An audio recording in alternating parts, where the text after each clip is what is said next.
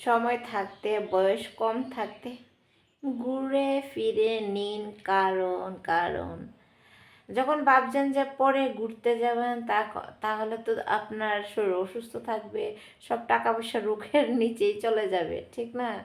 মানে যখন আপনার হাড্ডি শক্ত থাকবে, শরীর মজবুত থাকবে, তখনই ঘুরে নিন।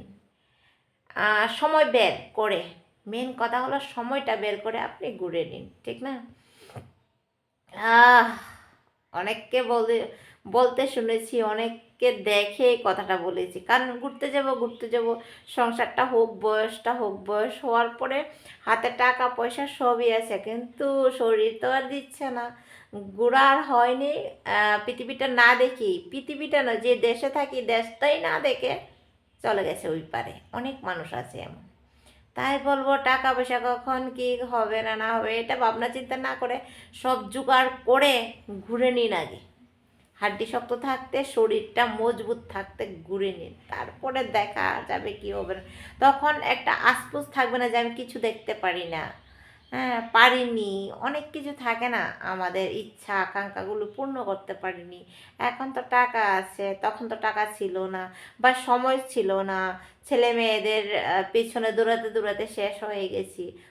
অনেকের অভিযোগ থাকে কিন্তু, ঠিক না? তখন বৃদ্ধ বয়সে ভাববেন না ছেলের বউটা ঘুরে আসুক, ছেলে ঘুরে আসুক, তারা ঘুরলে আমার হয়ে যাবে, কিন্তু ভিতরে একটা কষ্ট থেকেই যাবে কিন্তু, যে আমি তো ঘুরতে পারিনি। ওই ইচ্ছাটা এখনই করে নিন, সময় বের করে। এটাই বলছি, নিজের যত ইচ্ছা আকাঙ্ক্ষাগুলি পূর্ণ করে নিন। আমারও সেম ইচ্ছা যে সময় থাকতে সব ইচ্ছা আকাঙ্ক্ষাগুলি আমার অলরেডি হয়ে গেছে, তবু মেন জায়গাটি আমার দেখা হয়ে গেছে, তবু আরও অনেক দেখা বাকি রয়ে গেছে, যেটা আমি ইদানিং খুব তাড়াতাড়ি আমি কমপ্লিট করব, খুব তাড়াতাড়ি সব কিছু। ঠাকুর সহায় থাকলে, ঠাকুর তো আমার মানে সহায় আছে।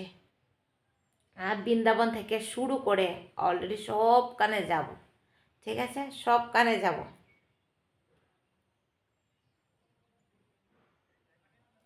আমার ঠাকুর আমার প্রতি সহায় আছে, ঠিক আছে? আজকে ঠাকুরের রুমে শুয়ে আছি।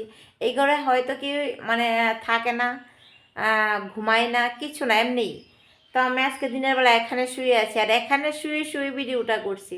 আমি ভাবছিলাম যে একটা মহিলার ভিডিও দেখেছি, দেখে উনি বলছেন যে আমার সারাটা জীবন ছেলে মেয়েদের পেছনে চলে গেছে, আমি আসলে ঘুরতে পারিনি, এখন টাকা আছে, সব কিছু আছে, আমার হাজব্যান্ডের শরীরটাই ভালো থাকে না, যার ভরসায় আমি যাব ওই অসুস্থ, আমি 2 দিন পরে হসপিটাল নিয়ে অ্যাডমিট করায়, আর সব মানে এখন টাকা থেকেও আমার উপায় বের হতে পারছে, আমি কার সাথে ঘুরতে যাব? মহিলাটার ভিডিও মানে দেখে আমি ভাবলাম ঠিক বলেছে। সময় থাকতে বলছে যে সময় থাকতে তো যায়নি, ছেলে মেয়েদের পড়াশোনা ছিল, স্কুল বন্ধ হয়ে যাবে, হ্যাঁ টিউশন বন্ধ হয়ে যাবে, অনেক কিছু চিন্তা ভাবনা করি না আমরা? কিন্তু হয়তো সপ্তাহভর টিউশন বন্ধ হতো, তেমন কোনো ক্ষতি হতো না, কিন্তু যখন আমরা ভ্যাকেশন মিলে মানে আমরা পাই, তখন তো আমরা ঘুরতে যেতাম। তখন কি আমরা সংসারের কাজ একটা না একটা অজুহাত দেখিয়ে নিজেকে অনেকটা ব্যস্ত করে ফেলি। এটা করা ঠিক না, ঠিক না? ওই মহিলাটা বললো যে এখন তো সব কিছু ফ্রি আছে, এখন টাকাও আছে, অনেক বান্ডিল, কিন্তু আমার হাজব্যান্ডের শরীরটাই ভালো থাকে না, ও হসপিটালে ভর্তি থাকে। আমি কাকে নিয়ে ঘুরতে চাই? আমার যত ইচ্ছা আকাঙ্ক্ষাগুলি এখানেই শেষ হয়ে গেছে। হাজব্যান্ডও চলে যাবে, প্লাস যে আনন্দটা আমি স্বামীর সাথে গিয়ে ঘুরতে পারতাম, ওই যে ছেলের বউ বা মেয়ের জামাইয়ের সাথে আমি গিয়ে ওটা করতে পারতাম না। এই আর ইচ্ছাটাই আমার মরে যাবে, যেহেতু আমার হাজব্যান্ডের শরীর ভালো না, ঠিক না? কত কষ্ট, ঠিক আছে? হাজব্যান্ডের বোঝা উচিত নিজের বউদের নিয়ে, হ্যাঁ একটু ঘুরে ফিরে আসা, সব কিছু দেখা। কারণ জীবন একদম চলে গেলে আর কখনো তো শেষ, সব কিছু এখানে দ্য এন্ড, ঠিক আছে? আমি আজকে ঠাকুরের ঘরে শুয়ে আছি, ঠাকুরকে সাক্ষী রেখে বলছি আমার যা যা দেখা ঠাকুর খুব তাড়াতাড়ি কমপ্লিট করবে, আর সবগুলি ঘুরে আসবো। হরে কৃষ্ণ, রাধে রাধে।